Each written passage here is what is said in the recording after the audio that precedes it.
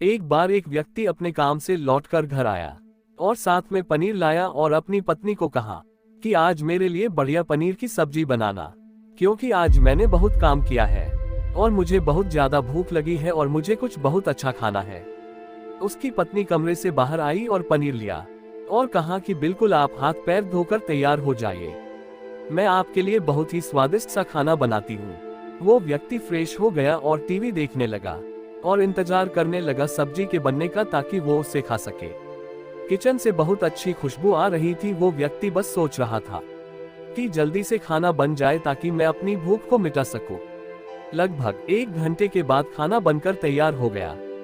स्वादिष्ट सा भोजन अब खाना लगने ही वाला था कि उस व्यक्ति ने अपनी पत्नी से पूछा कि खाने में नींबू है कि नहीं, क्योंकि मुझे पनीर की सब्जी में नींबू डालकर खाना है।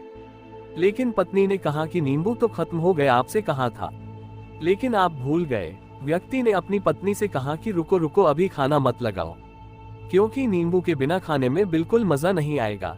तो मैं अभी गया और अभी नींबू लेकर आया। वो व्यक्ति वापस से कपड़े पहनकर तैयार हुआ और नींबू की पास वाली दुकान पर गया। जब वहां पर देखा तो नींबू नहीं थे। उसका दिमाग क्रोध से भर गया।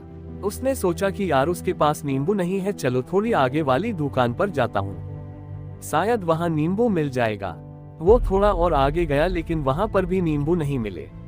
अब उसने सोचा दूर की सब्जी मंडी चला जाता हूँ, वहां से नींबू लेकर आऊंगा, क्योंकि नींबू के बिना सब्जी में मजा नहीं आएगा। करीबन आधे घंटे के बाद वो करीब के सब्जी मंडी में पहुंचा।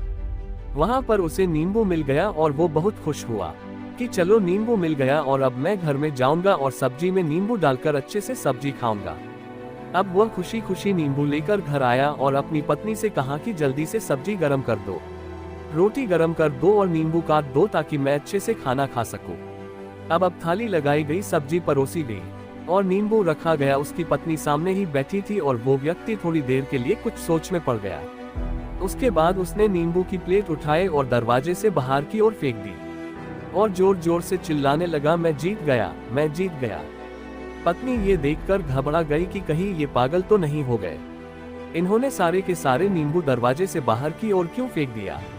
उस पत्नी ने उस व्यक्ति पर चिल्लाया और कहा कि आप पागल हो गए हैं, अभी तो इतनी देर तक नींबू के बारे में पूछ रहे थे और अभी जब नींबू घर पर ले आए और खाने बैठ गए तो आपने इन नींबुओं को दरवाजे से बाहर फेंक दिया और अब चिल्ला रहे हो कि मैं जीत गया, मैं जीत गया। पत्नी पूछी, आप किस चीज में जीत गए, हुआ क्या। अब व्यक्ति खुशी खुशी बैठ गया और अपनी पत्नी से कहा, आप भी बैठो, इत्मीनान रखो, बताता हूँ कि क्या हुआ। आज सुबह से ही मेरी जीत मुझे अपने बस में करने की कोशिश कर रही थी। जब मैंने बहुत काम कर लिया तब मुझे बहुत तेज भूख लगी। जब मैं घर पर आया तो तुमने बहुत ही स्वादिष्ट सब्जी बनाई, उसकी खुशबू मेरी नाक में गई। फिर मेरी जीभ ने कहा कि इसे अब नींबू चाहिए।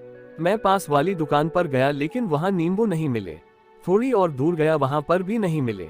तो मुझे उसने और दूर लेकर गई, मैं उसके वश में आ गया और जैसी ही वह कहती रही वैसा मैं करता गया।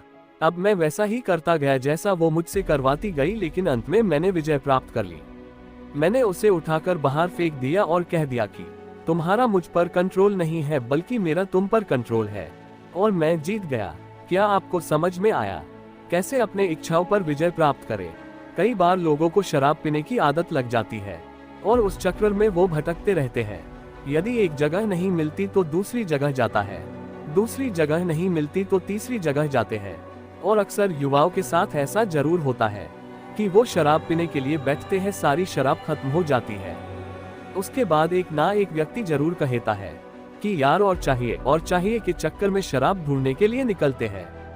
देर रात हो जाती है, वो भटकते रहते हैं, एक जगह नहीं मिलती तो दूसरी जगह जाते हैं, दूसरी जगह नहीं मिलती तो तीसरी जगह जाते हैं और अपने समय, पैसे और अपने आप को बर्बाद करते रहते हैं।